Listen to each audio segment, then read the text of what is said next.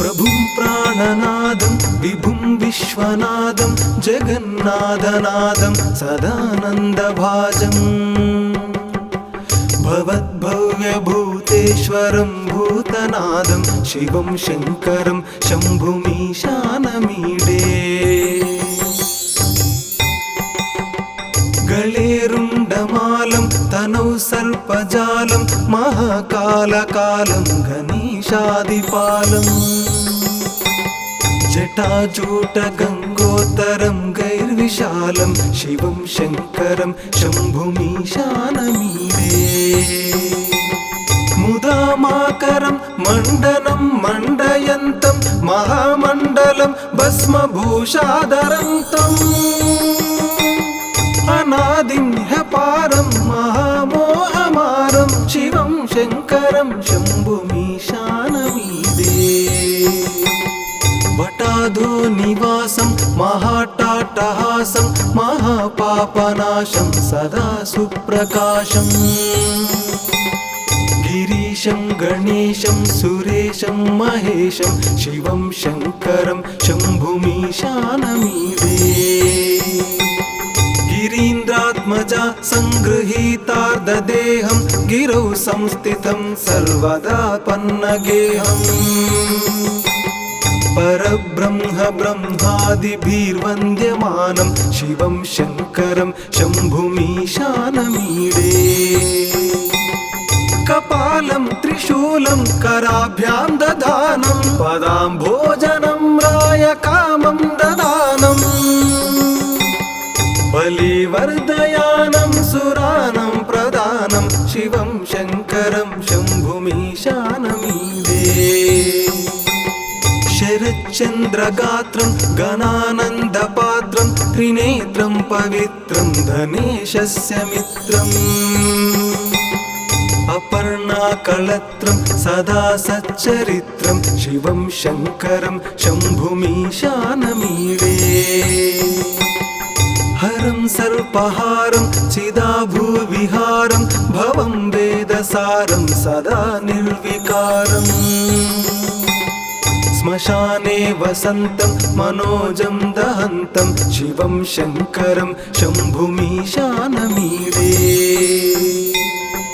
स्वयं यः प्रभाते नरशूलपाणे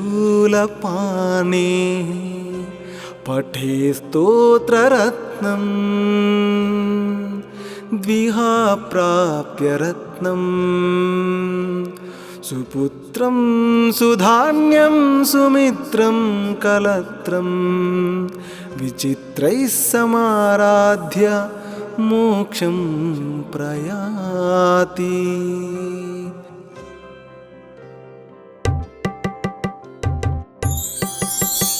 प्रभुं प्राणनादं विभुं विश्वनादं जगन्नाथनादं सदानन्दभाजम् भवद्भव्यभूतेश्वरं भूतनादं शिवं शङ्करं शम्भुमीशानमीडे गलेरुण्डमालं तनौ सर्पजालं महाकालकालं गणेशादिपालम् जटाजूटगङ्गोत्तरं गैर्विशालं शिवं शङ्करं शम्भुमीशानमीडे मुदामाकरं मण्डनं मण्डयन्तं महामण्डलं भस्मभूषाधरन्तम् अनादिं ह्यपारं महामोहमारं शिवं शङ्करं शम्भुमीशानमीडे वटाधो निवासं महाटाटहासं महापापनाशं सदा सुप्रकाशम् गिरीशं गणेशं सुरेशं महेशं शिवं शङ्करं शम्भुमीशानमीडे गिरीन्द्रात्मजा सङ्गृहीतार्धदेहं गिरौ संस्थितं सर्वदा पन्नगेहम् परब्रह्म ब्रह्मादिभिर्वन्द्यमानं शिवं शङ्करं शम्भुमीशानमीडे कपालं त्रिशूलं त्रिशूलं कराभ्यां दधानं पदाम्भोजनं रायकामं ददानम्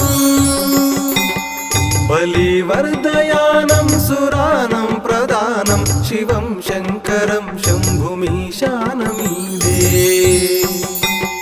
शरच्चन्द्रगात्रं गणानन्दपात्रं त्रिनेत्रं पवित्रं धनेशस्य मित्रम् अपर्णाकलत्रं सदा सच्चरित्रं शिवं शङ्करं शम्भुमीशानमीडे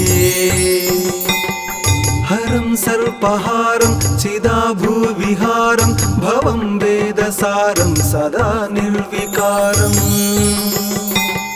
श्मशाने वसन्तं मनोजं दहन्तं शिवं शङ्करं शम्भुमीशानमीडे स्वयं यः प्रभाते नरशूलपाणे पठे स्तोत्ररत्नं द्विहा प्राप्य रत्नं सुपुत्रं सुधान्यं सुमित्रं कलत्रं विचित्रैः समाराध्य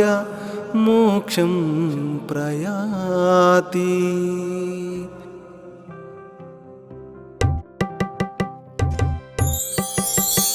प्रभुं प्राणनादं विभुं विश्वनादं जगन्नाथनादं सदानन्दभाजम् भवद्भव्यभूतेश्वरं भूतनादं शिवं शङ्करं शम्भुमीशानमीडे गलेरुण्डमालं तनौ सर्पजालं महाकालकालं गणेशादिपालम् जटाजूटगङ्गोत्तरं गैर्विशालं शिवं शङ्करं शम्भुमीशानमीडे मुदामाकरं मण्डनं मण्डयन्तं महामण्डलं भस्मभूषाधरं तम् अनादिं ह्यपारं महामोहमारं शिवं शङ्करं शम्भुमीशानमीडे वटाधो निवासं महाटाटहासं महापापनाशं सदा सुप्रकाशम् गिरीशं गणेशं सुरेशं महेशं शिवं शङ्करं शम्भुमीशानमीडे गिरीन्द्रात्मजा सङ्गृहीतार्धदेहं गिरौ संस्थितं सर्वदा पन्नगेहम् परब्रह्म ब्रह्मादिभिर्वन्द्यमानं शिवं शङ्करं शम्भुमीशानमीडे कपालं त्रिशूलं कराभ्यां दधानं पदाम्भोजनं रायकामं ददानम् बलिवर्धयानं सुरानं प्रदानं शिवं शङ्करं शम्भुमीशानमीडे शरच्चन्द्रगात्रं गणानन्दपात्रं त्रिनेत्रं पवित्रं धनेशस्य मित्रम् अपर्णाकलत्रं सदा सच्चरित्रं शिवं शङ्करं शम्भुमीशानमीडे हरं सर्पहारं चिदाभूविहारं भवं वेदसारं सदा निर्विकारम् श्मशाने वसन्तं मनोजं दहन्तं शिवं शङ्करं शम्भुमीशानमीडे स्वयं यः प्रभाते नरशूलपाणे पठे स्तोत्ररत्नं द्विहा प्राप्य रत्नं सुपुत्रं सुधान्यं सुमित्रं कलत्रं विचित्रैः समाराध्य मोक्षं प्रयाति।